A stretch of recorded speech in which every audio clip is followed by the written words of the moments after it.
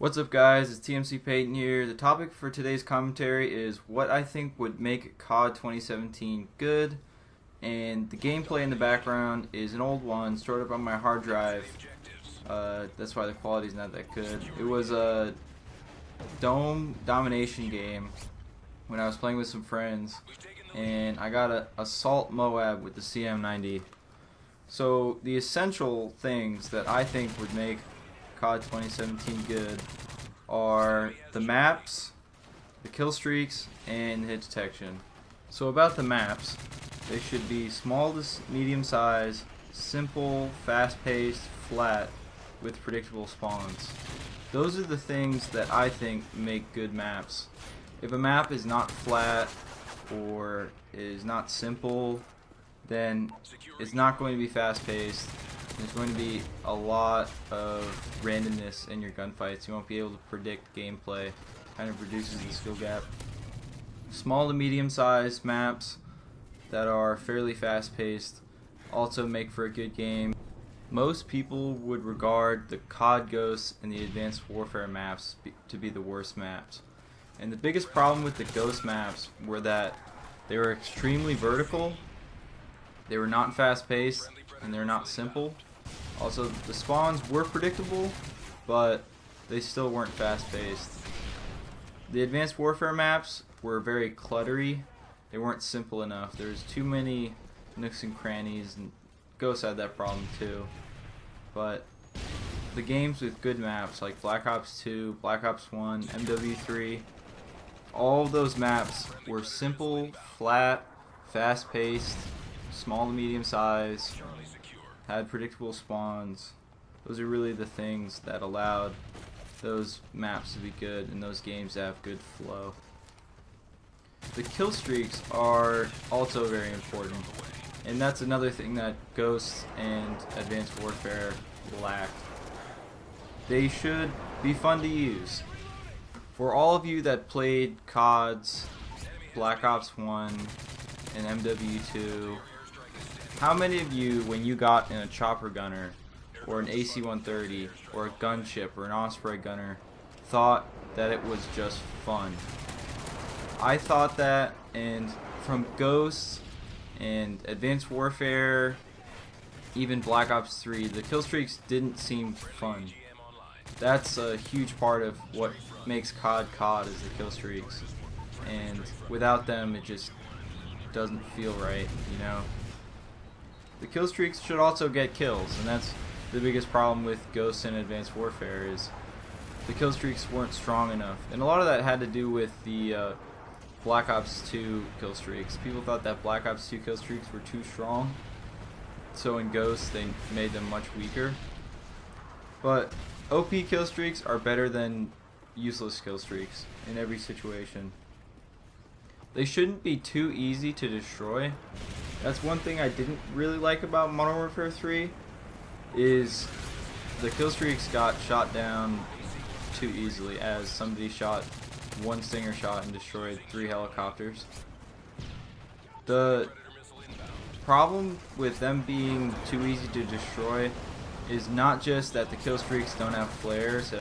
The strength of the launchers and things that you can do to destroy kill streaks also matters. In Black Ops 3, the Black Cell was way too strong. It had, what, 4 or 5 shots, reloaded very quickly, and you could scavenge ammo. There were also specialists which could destroy kill streaks, and light machine guns that could destroy kill streaks, and there were just too many things that could destroy them. Connection is also extremely important. The reason why I never liked Treyarch games is because of hit detection. Even when the gameplay was good, like Black Ops 1 and Black Ops 2, I still was turned off by hit detection. And the Sledgehammer engine doesn't have a great feel to it. The connection and hit detection have to feel good. They have to feel smooth. If you ever played Advanced Warfare or Modern Warfare Remastered, which uses the Sledgehammer engine, it just feels melty and inconsistent. And another thing about the Sledgehammer engine is that sound is not good. I found that the CoD games that I enjoyed the most had a good sound to it. Everything in the Sledgehammer engine sounds the same, and it all sounds poor. The Treyarch games don't have good sounds either, but they tried to make an effort in Black Ops 3 and it still wasn't great.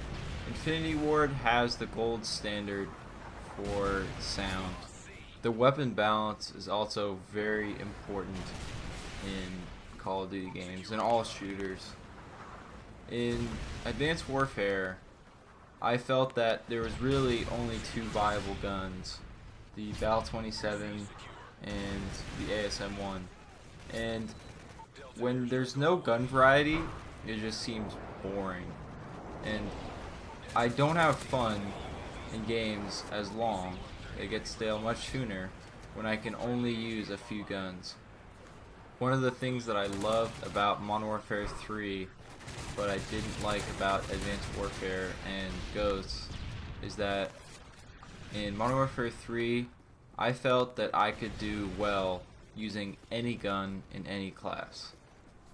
This makes Modern Warfare 3 much more long-lasting to me, as I still play it today, and Advanced Warfare very boring in weapon variety and the guns I can use, even with the variants.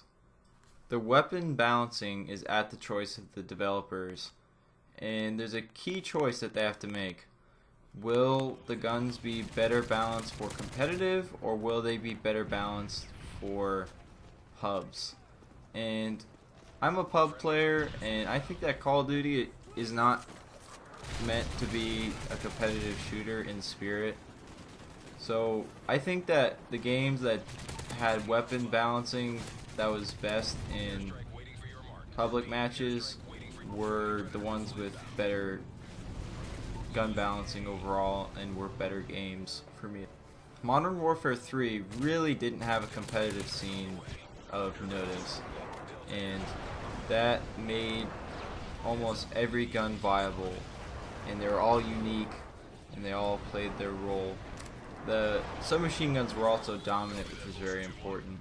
Black Ops 2 is the first Call of Duty game to have any noticeable competitive scene, and I really liked the SMGs when the game first came out. I'm a player that likes to move, but Vonderhaar nerfed every single submachine gun because the competitive players thought that they were not balanced for competitive.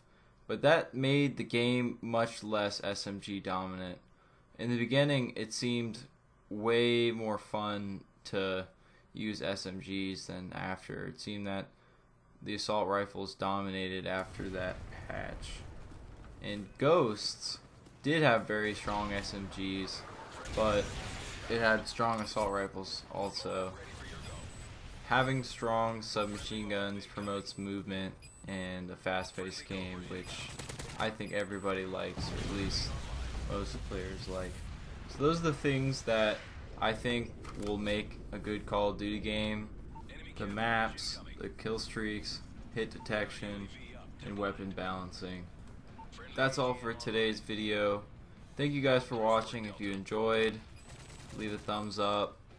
If you'd like to see more content, subscribe, and I'll probably be uploading more frequently, probably 2 to 3 times a week.